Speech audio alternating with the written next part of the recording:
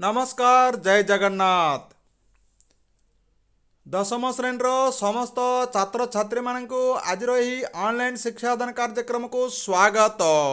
आज आम यही वीडियो रे बोर्ड परीक्षा प्रस्तुति निमंते केतोटी सहज उपाय आलोचना करवा। देखंतो पिला माने एही वर्ष जो माने दशम श्रेणीर बोर्ड परीक्षा देवाई जाउछंती सेमानंग पई बोर्ड तरफरु केतोटी सहज उपाय एडी दियाइछि। आमे ए विषय आलोचना करबा। बोर्ड परीक्षा प्रस्तुति निमंते केतोटी सहज उपाय। छात्र छात्री मानक उपरे मानसिक छाप केवल भारतर नुहे बरं सारा पृथ्वी रे बढ़िबार लागिछि। पिला माने विभिन्न कारण जोगु मानसिक चापर शिकार होइतांती। सही कारण गुड़िक मध्यरु परीक्षा गोटे मुख्य कारण होई पारे। प्रत्येक पिला निज निजर दक्षता अनुसार सफलता पाइतांती। एही सफलता पाइबारे केते जनंकु बहुत समय तो केते जनंकु खूब कम समय लागिताए। यहाँ निज निजर कौशल दृष्टिकोण और पाठ पढ़ा पद्धति उपरे निर्भर करता है, जहाँ को कि सेमाने अनुसरण करतांती। एहीपरि किछि साधारण उपाय निम्न रे दियागला, जहाँ परीक्षा समय रे पिला मानंकु चाप मुक्त करी सेमानंकर स्वप्न को साकार करबारे साहाय्य करिपारे। प्रथमे आसला पॉजिटिव थिंकिंग, सकारात्मक भावना। साधारणतः परीक्षा चापरू निवृत्त करबा पई सकारात्मक चिंताधारा निहाती आवश्यक। प्रत्येक पिला सबुबेले निजर चिंताधारा को सकारात्मक करबा उचित। जता मु निश्चय करि परिबी, चेष्टा कले सफलता पाई परिबी, दृढ़ इच्छा शक्ति तिले जे कौनसी काम सफलतार सहित करि परिबी इत्यादि।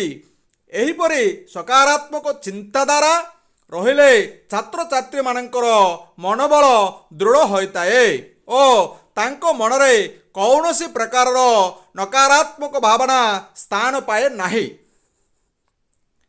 जहा द्वारा कि सेमाने निजर लक्ष्य स्थले पहुंचबारे सफल होइतांती। बुझि पारले पिला माने?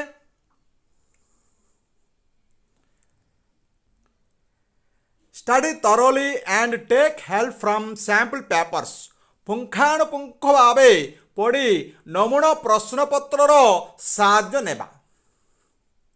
देखंतु पिला माने पाठ्य कसरार प्रत्येक विषय वस्तु को भल भावे बुझिकी पढ़िले परीक्षा रे प्रश्नर सठिक उत्तर लेखिबारे कौनसी असुविधा हुए नाही। किंतु तुम माने पाठ को जेते तोर पुनरावृत्ति करिबो सही विषय उपरे तुमर ज्ञान सेते सुदृढ़ हेबो। एपरि नकले परीक्षा रे प्रश्नोत्तर लिखला बेले भूली जिबार संभावना ताए। तेणु तमे माने परीक्षा पूर्वरु नमूना प्रश्न पत्रर अभ्यास करबा उचित। आउरी मध्य जदि कौनसी संदेह आसे ताहले शिक्षकों साहाय्य नेबाको कुंठाबोध करिबो नाही।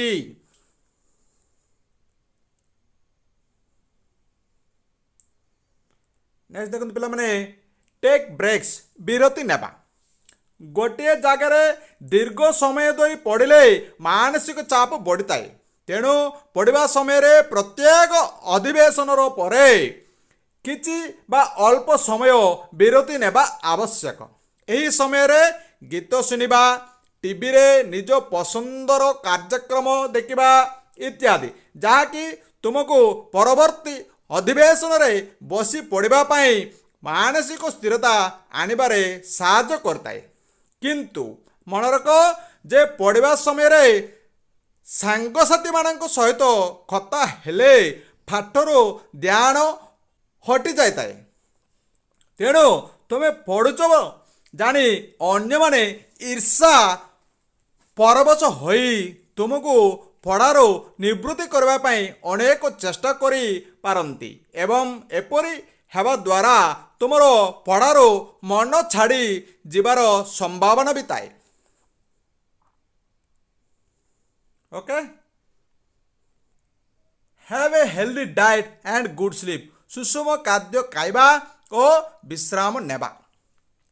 ପରୀକ୍ଷା ପାଇଁ ପ୍ରସ୍ତୁତି ସମୟରେ ସ୍ୱାସ୍ଥ୍ୟକର ଖାଦ୍ୟ ଖାଇବା ଉଚିତ। ରାତିରେ ଅତି କମ୍ରେ 6 ଘଣ୍ଟା ଭଲ ନିଦରେ ଶୋଇବା ଉଚିତ। ଅନେକଙ୍କର ମତ ଯେ ପରୀକ୍ଷା ସମୟରେ ରାତିରେ ଅନିଦ୍ରା ରହି ପାଠ ପଢ଼ିଲେ ମନ ଦେଇ ପଢ଼ି ହୁଏ, କିନ୍ତୁ ଏହା ଭୁଲ ଧାରଣା।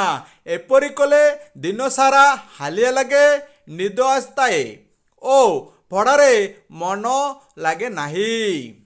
ଆମେ ଯଦି ଦିନରେ ଓ ରାତିରେ ଅନିଦ୍ରା ରହି ପଢ଼ୁଥିବା ପିଲାଙ୍କ ଭିତରେ ତୁଳନା କରିବା, ତାହେଲେ ଜାଣିପାରିବା ଯେ ରାତି ଅନିଦ୍ରା ରହି ପଢ଼ିବା ପିଲାଙ୍କ ଅପେକ୍ଷା ଦିନବେଳେ ଯିଏ ସମୟ ନଷ୍ଟ ନକରି ପାଠ ପଢ଼ିଥାଏ ସେ ଅଧିକ ସମୟ ପାଇଥାଏ।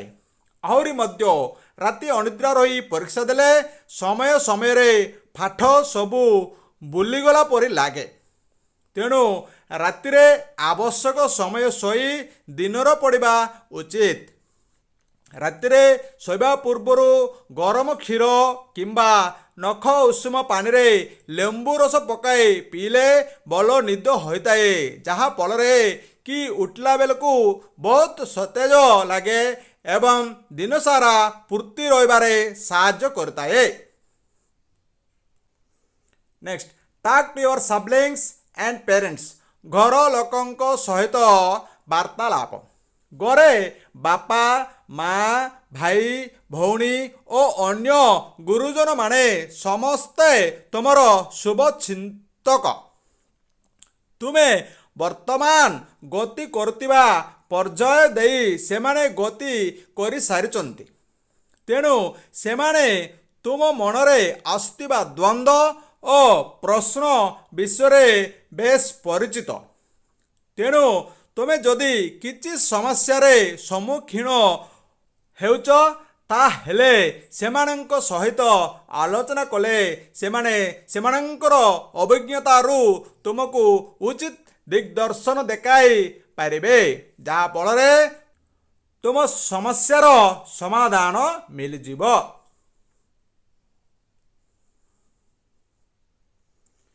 Next, good scores versus good job. ଭଲ ମାର୍କ ବନାମ ଭଲ ଚାକିରି। ସାଧାରଣତଃ ସମସ୍ତଙ୍କର ମତ ଯେ ପରୀକ୍ଷାରେ ଭଲ ନମ୍ବର ରଖିଲେ ଭଲ ଚାକିରି ମିଳିବ, କିନ୍ତୁ ଏହା ଭୁଲ ଧାରଣା। ଏଭଳି ବହୁତ ସଫଳ ବ୍ୟକ୍ତିଙ୍କର ଉଦାହରଣ ଅଛି ଯିଏକି ପରୀକ୍ଷାରେ କମ୍ ନମ୍ବର ରଖି ମଧ୍ୟ ଜୀବନରେ ବହୁତ ଆଗକୁ ଯାଇଛନ୍ତି। 100% ପରିଶ୍ରମ କରି ମଧ୍ୟ ଯଦି ନମ୍ବର ଆଶାନୁ ରୂପେ ଆସିଲା ନାହିଁ, ତାହେଲେ ବିଚଳିତ ନହୋଇ ଓ ଭାଙ୍ଗି ନ ପଡ଼ି ଜୀବନର ପରବର୍ତ୍ତୀ ସୋପାନକୁ କିପରି ସୁଦୃଢ଼ କରିବ ସେଥିପ୍ରତି ଯୋଜନା କରିବା ଉଚିତ। ଆଲୋଚକ କେତେଜଣ ସଫଳ ବ୍ୟକ୍ତିଙ୍କ ବିଷୟରେ ଆଲୋଚନା କରି ପିଲାମାନଙ୍କ ମନରେ ଆତ୍ମବିଶ୍ୱାସ ଆଣିବାକୁ ଚେଷ୍ଟା କରିବେ।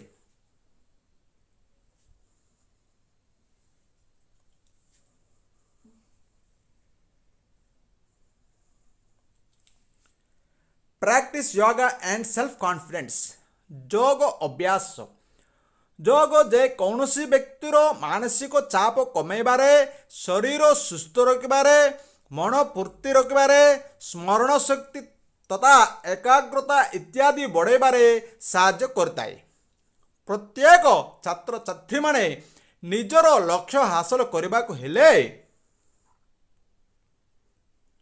ଏହିସବୁ ବିଷୟରେ ବିଶେଷ ଧ୍ୟାନ ଦେବାକୁ ପଡ଼ିବ। ତେଣୁ ସବୁଦିନ ସକାଳେ ଅନ୍ତତଃ ଅଧଘଣ୍ଟା ଯୋଗ କରିବା ନିତ୍ୟାନ୍ତ ଆବଶ୍ୟକ। ପରୀକ୍ଷା ପ୍ରସ୍ତୁତିର କେତୋଟି ଉପାୟ। ପାଠ ପଢ଼ିବା ସମୟ ନିୟମିତ କରିବାକୁ ହେଲେ ସମସ୍ତ ବିଷୟକୁ ନେଇ ଏକ ଟାଇମ୍ ଟେବୁଲ୍ ତିଆରି କରିବା ଆବଶ୍ୟକ। ଟାଇମ୍ ଟେବୁଲ୍ ତିଆରି କଲାବେଳେ ପ୍ରାୟ ସବୁ ବିଷୟ ପ୍ରତି ସମାନ ଦୃଷ୍ଟି ଦେବାକୁ ହେବ, କିନ୍ତୁ ଯେଉଁ ବିଷୟରେ ଦୁର୍ବଳ ଅଛ ସେ ବିଷୟକୁ ବେଶୀ ସମୟ ଦେବା ଉଚିତ। ତେଣୁ ଟାଇମ୍ ଟେବୁଲ୍ ତିଆରି କଲାବେଳେ ପ୍ରତି ବିଷୟକୁ ଗୋଟିଏ ଲେଖାଏଁ ରଙ୍ଗ ଦେବ, ଯାହାଦ୍ୱାରା ପ୍ରତି ବିଷୟକୁ ଆବଶ୍ୟକ ଅନୁସାରେ ସମୟ ଦିଆଯାଇଛି କି ନାହିଁ ତାହା ସହଜରେ ଜାଣିପାରିବ।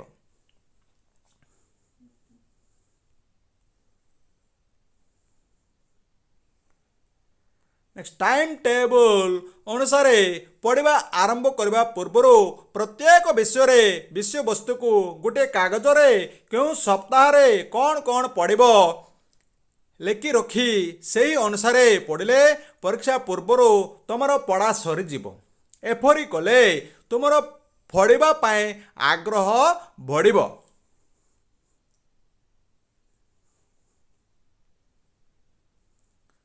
ବର୍ତ୍ତମାନ ତମେ ଜାଣିଲ ଯେ ସବୁ ବିଷୟ ଟାଇମ୍ ଟେବୁଲରେ ଅଛି, କିନ୍ତୁ ସମୟ ଦେଲାବେଳେ ଟିକେ ଯତ୍ନ ନେବ। ଉଦାହରଣ, ବିଜ୍ଞାନ ବିଷୟରେ 7ଟି ବିଷୟବସ୍ତୁ ଅଛି ଏବଂ ପ୍ରତ୍ୟେକ ବିଷୟରେ 50 ପୃଷ୍ଠା ଅଛି।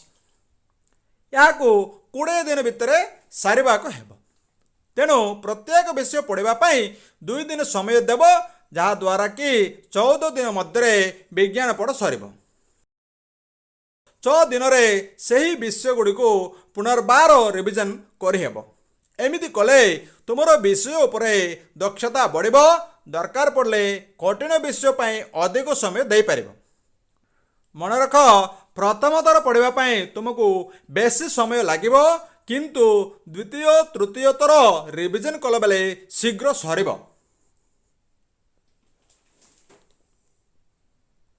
କୌଣସି ବିଷୟକୁ ଏକକାଳୀନ ବେଶୀ ସମୟ ପଢ଼ିବ ନାହିଁ।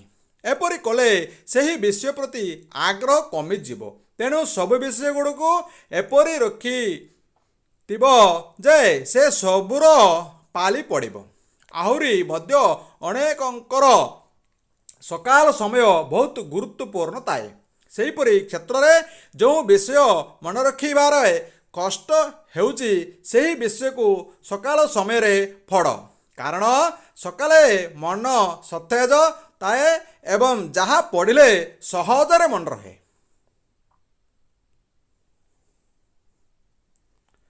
ଟାଇମ୍ ଟେବୁଲ୍ କେବଳ ପଢ଼ିବାରେ ଗୋଟିଏ ମାପକାଠି। ଦରକାର ପଡ଼ିଲେ ଏହାକୁ ସଂଶୋଧନ କିମ୍ବା ପରିବର୍ତ୍ତନ କରିହେବ। ଉଦାହରଣ ଦେଖନ୍ତୁ, ସକାଳେ ବିଜ୍ଞାନ ବିଷୟ ଅଛି, କିନ୍ତୁ ତୁମକୁ ଆଜି ସେହି ସମୟରେ ଗଣିତ କରିବାକୁ ମନ ହେଉଛି।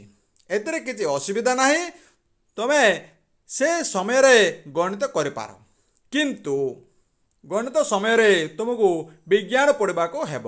ଏପରି ନ କଲେ ସେ ଦିନର ବିଜ୍ଞାନ ବିଷୟ ରହିଯିବ ଓ ନିର୍ଦ୍ଧାରିତ ସମୟରେ ସାରିବା ଅସମ୍ଭବ ହୋଇଯିବ। ଠିକ୍ ଅଛି ପିଲାମାନେ, ବୁଝିପାରୁଛ? 10ମ ଶ୍ରେଣୀରେ ପଢ଼ୁଥିବା ଛାତ୍ରଛାତ୍ରୀମାନଙ୍କ ପାଇଁ ଟାଇମ୍ ଟେବୁଲର ନମୁନା ନିମ୍ନରେ ଦିଆଯାଇଛି। ଦେଖନ୍ତୁ, ଦୈନିକ 24 ଘଣ୍ଟାରୁ 14 ଘଣ୍ଟା ପଢ଼ିବା ପାଇଁ, 6 ଘଣ୍ଟା ଶୋଇବା ପାଇଁ ଓ 4 ଘଣ୍ଟା ଅନ୍ୟାନ୍ୟ କାର୍ଯ୍ୟକ୍ରମ ପାଇଁ। ଶୋଇବା ସମୟ ରାତି 10ଟାରୁ ସକାଳ 4ଟା କିମ୍ବା ରାତି 11ଟାରୁ ସକାଳ 5ଟା। ଆପଣ ସୁବିଧା ଅନୁସାରେ ଟାଇମ୍ ଟେବୁଲ୍ ସେଟ୍ କରିବେ। ଠିକ୍ ଅଛି। ନେକ୍ସଟ, ସକାଳୁ ଉଠିବା ପରେ ନିଜର ନିତ୍ୟକର୍ମ ସାରି କିଛି ସମୟ ବ୍ୟାୟାମ ଓ ଯୋଗ କରିବ। ଏହା ଦିନସାରା ଫୁର୍ତ୍ତି ରଖିବାର ଓ ଏକାଗ୍ରତା ବଢ଼ାଇବାରେ ସାହାଯ୍ୟ କରିବ। ଠିକ୍ ଅଛି। ବିଷୟର ଗୁରୁତ୍ୱ ଦେଖି ପ୍ରତ୍ୟେକ ବିଷୟ ପାଇଁ 1.5 ଘଣ୍ଟାରୁ 2 ଘଣ୍ଟା ସମୟ ରଖିବ। ବାହାର ତେଲଯୁକ୍ତ ଖାଦ୍ୟ ଖାଇବ ନାହିଁ। ଏହା ଖାଇଲେ ଶରୀର ଭାରି ଭାରି ଲାଗି ନିଦ ଲାଗିବ। ତେଣୁ ସର୍ବଦା ସନ୍ତୁଳିତ ଓ ସୁଷମ ଖାଦ୍ୟ ଖାଇବ। ଦିନକୁ 6ରୁ 8 ଗ୍ଲାସ୍ ଉଷୁମ ପାଣି ପିଇବ। ଉଷୁମ ପାଣି ପିଇଲେ ଖାଇଥିବା ଖାଦ୍ୟ ସହଜରେ ହଜମ ହୋଇଯିବ। ପ୍ରତି ଅଧିବେଶନରେ ଆରମ୍ଭରେ 30 ମିନିଟ୍ ଲେଖାଏଁ ପୂର୍ବ ଅଧିବେଶନରେ ପଢ଼ିଥିବା ପାଠକୁ ରିଭିଜନ କରିବ। ଏହା ଦ୍ୱାରା ପାଠର ପୁନରାବୃତ୍ତି ହୁଏ ଓ ଶୀଘ୍ର ମନ ରୁହେ।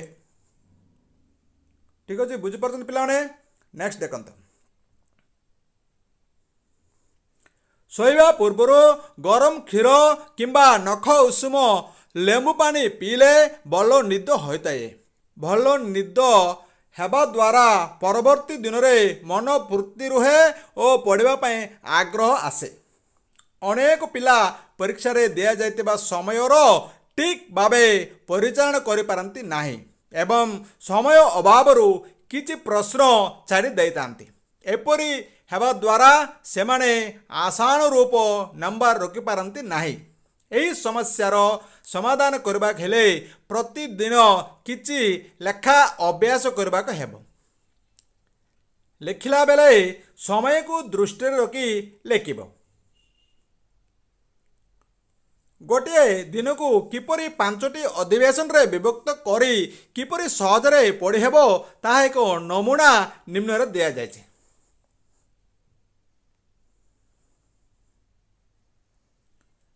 ଦେଖନ୍ତୁ, ମନେକର ସକାଳ 5ଟାରୁ ରାତି 11ଟା ଭିତରେ ଏହି 5ଟି ଅଧିବେଶନକୁ ଆମେ ଡିଭାଇଡ଼ କରୁଛୁ। ଦେଖନ୍ତୁ, first session morning session 6 AM to 9:30 AM ପଢ଼ିବେ। 9:30ରୁ 10 ଭିତରେ ବ୍ରେକଫାଷ୍ଟର ବ୍ରେକ୍ ବିରତି ଦିଆଯାଇଛି। ନେକ୍ସଟ ପ୍ରି ଲଞ୍ଚ ସେସନ୍ ହେଉଛି 10 AM to 1:30 PM। 1:30ରୁ 2:30 ମଧ୍ୟରେ ଲଞ୍ଚ ବ୍ରେକ୍ ଦିଆଯାଇଛି। ନେକ୍ସଟ ପୋଷ୍ଟ ଲଞ୍ଚ ସେସନ୍ ହେଉଛି 2:30 ଏହି PM ସମୟରେ to 4:30 ରାଇଟିଂ PM। ପ୍ରାକ୍ଟିସ୍ କରିବ। 4:30ରୁ 5:30 ହେଉଛି ତୁମର tea and recreation break. Next evening session 5:30 PM to 9 PM। From 9 to 9:30 dinner break दिया। Last session end the night session is 9:30 PM to 11 PM।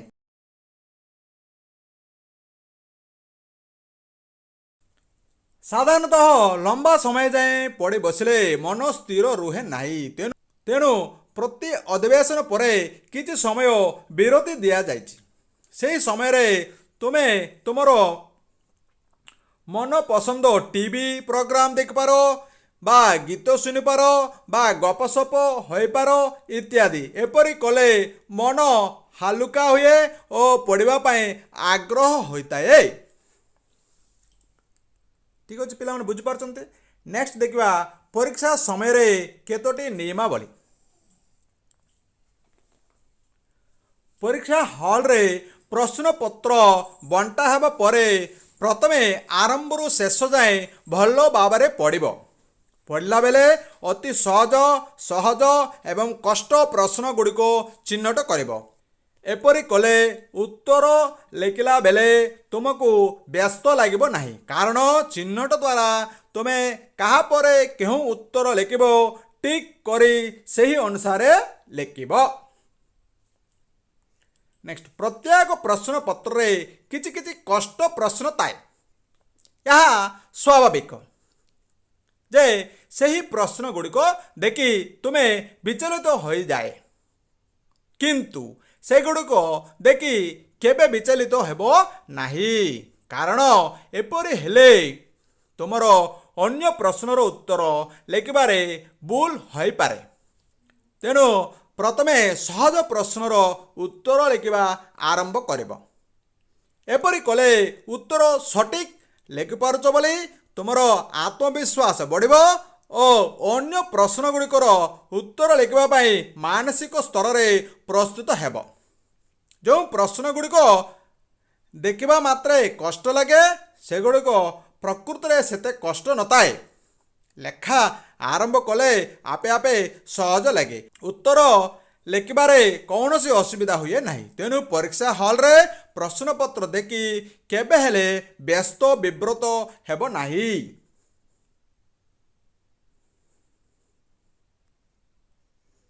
Next ଦେଖନ୍ତୁ, ଗଣିତ ବିଷୟର ହିସାବ ନିକାଶ କଲାବେଳେ ସହଜ ଉପାୟ ବ୍ୟବହାର କରି ଅଳ୍ପ ସମୟ ଭିତରେ ନିର୍ଭୁଲ ଭାବେ କରିବାକୁ ଚେଷ୍ଟା କରିବ।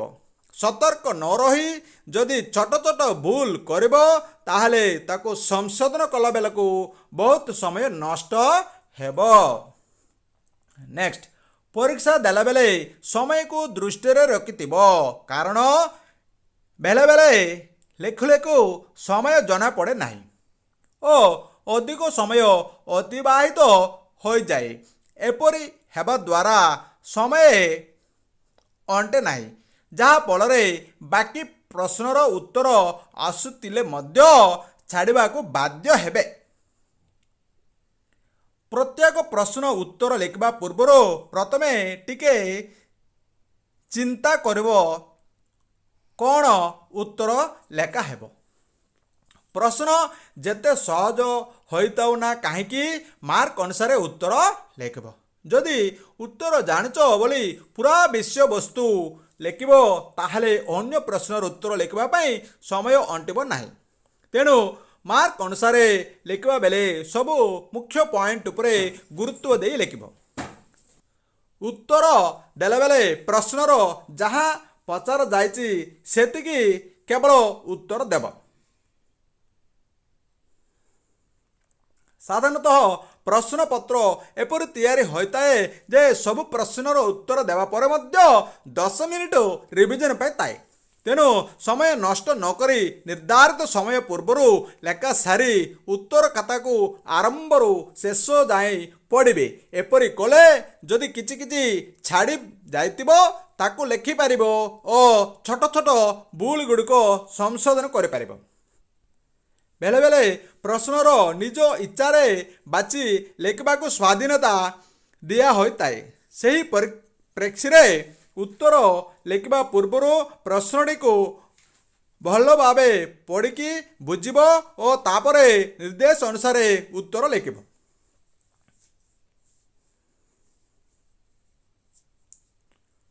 ସମୟ ସମୟରେ ପିଲାମାନେ ନିର୍ଦ୍ଦେଶ ଠିକ୍ ଭାବରେ ଅନୁସରଣ ନକରି ଉତ୍ତର ଲେଖିଥାନ୍ତି। ଏ କ୍ଷେତ୍ରରେ ଉତ୍ତର ଠିକ୍ ଥିଲେ ମଧ୍ୟ ପରୀକ୍ଷକ ନମ୍ବର ଦିଅନ୍ତି ନାହିଁ। ତେଣୁ ଦିଆଯାଇଥିବା ନିର୍ଦ୍ଦେଶକୁ ବୁଝି ଉତ୍ତର ଲେଖିବ। ପିଲାମାନଙ୍କର ଧାରଣା ଯେ ଖାତାରେ ଲେଖିଲା ବେଳେ କଷ୍ଟ ଶବ୍ଦ ଲେଖିଲେ ପରୀକ୍ଷକ ଖୁସି ହୋଇ ଭଲ ନମ୍ବର ଦେବେ, କିନ୍ତୁ ଏହା ସତ ନୁହେଁ। ଅଧିକାଂଶ ପରୀକ୍ଷକ ସହଜ ଭାଷାରେ ବୁଝାଇଲା ଭଳି ଲେଖିଲେ ଭଲ ନମ୍ବର ଦିଅନ୍ତି। ତେଣୁ ପରୀକ୍ଷାରେ ସହଜରେ ବୁଝିଲା ପରି ଭାଷା ଲେଖିବାକୁ ଚେଷ୍ଟା କରିବ। ଆହୁରି ମଧ୍ୟ କଷ୍ଟ ଭାଷା ଲେଖିଲେ ଭୁଲ ହେବାର ସମ୍ଭାବନା ଥାଏ। ବୁଝିପାରିଲେ ପିଲାମାନେ? ଭାଷା ସମ୍ବନ୍ଧୀୟ ପ୍ରଶ୍ନରେ ସମୟ ସମୟରେ ଉତ୍ତର ନିର୍ଦ୍ଧାରିତ ଶବ୍ଦ ମଧ୍ୟରେ ଲେଖିବାକୁ ନିର୍ଦ୍ଦେଶ ଥାଏ। ଏପରି ଥିଲେ ଲେଖିଲା ବେଳେ ଶବ୍ଦର ସଂଖ୍ୟା ପ୍ରତି ନଜର ରଖି ଅଧିକ କିମ୍ବା ଅତି କମ୍ କରିବା ନାହିଁ। ଏହାଦ୍ୱାରା କମ୍ ନମ୍ବର ମିଳିବାର ସମ୍ଭାବନା ଥାଏ। ସଂଖ୍ୟା ଗଣିବାର ସହଜ ଉପାୟ ହେଉଛି ପ୍ରଥମେ ଧାଡ଼ିରେ ଥିବା ଶବ୍ଦ ଗଣିବ, ତାପରେ ଧାଡ଼ି ସଂଖ୍ୟା ଗଣି ଧାଡ଼ିରେ ଥିବା ଶବ୍ଦର ସଂଖ୍ୟାକୁ ଧାଡ଼ି ସଂଖ୍ୟାରେ ଗୁଣିବ। ଏପରି କଲେ ତୁମେ ଅନୁମାନିକ ଶବ୍ଦ ସଂଖ୍ୟା ପାଇଯିବ। ଏହାକୁ ପରୀକ୍ଷା କରିବାକୁ ହେଲେ ତୁମେ ପରୀକ୍ଷା ପୂର୍ବରୁ ଅଭ୍ୟାସ କଲାବେଳେ ଦେଖିବ।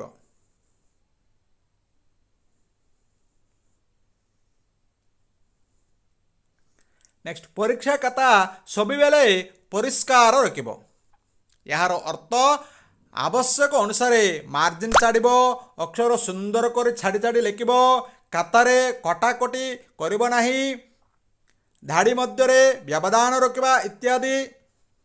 ଏପରି ପରିଷ୍କାର ଖାତା ଦେଖିଲେ ପରୀକ୍ଷକ ଖୁସିରେ ଆରମ୍ଭରୁ ଶେଷ ଯାଏଁ ଧୈର୍ଯ୍ୟର ସହିତ ପଢ଼ିବେ ଓ ତା ଅନୁସାରେ ନମ୍ବର ଦେବେ। କିନ୍ତୁ ଯଦି ଖାତା ଅପରିଷ୍କାର ହୋଇଥିବ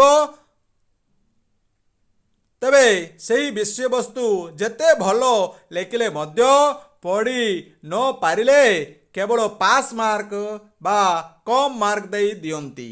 ତେଣୁ ଯଥା ସମ୍ଭବ ପରୀକ୍ଷା ଖାତା ପରିଷ୍କାର ରଖିବା ପାଇଁ ଚେଷ୍ଟା କରିବ। ଯଦି କାହାର ଅକ୍ଷର ଦେଖିବାକୁ ଖରାପ ତାହେଲେ ଆଜିଠାରୁ ହସ୍ତାକ୍ଷର ଲେଖିବା ଆରମ୍ଭ କର। ଦେଖିବ 3 ମାସ ଭିତରେ ତୁମର ଅକ୍ଷରରେ ବହୁତ ପରିବର୍ତ୍ତନ ଆସିବ।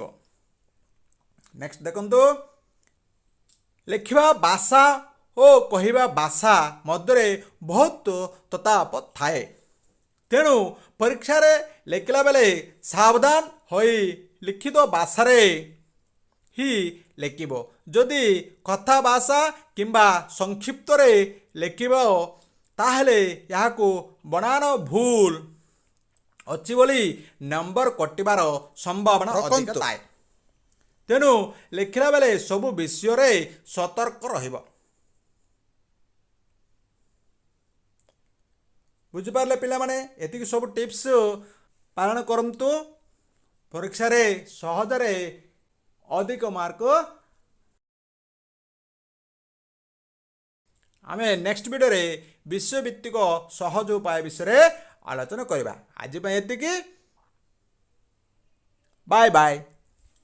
Thanks for watching. जय हिंद, जय जगन्नाथ।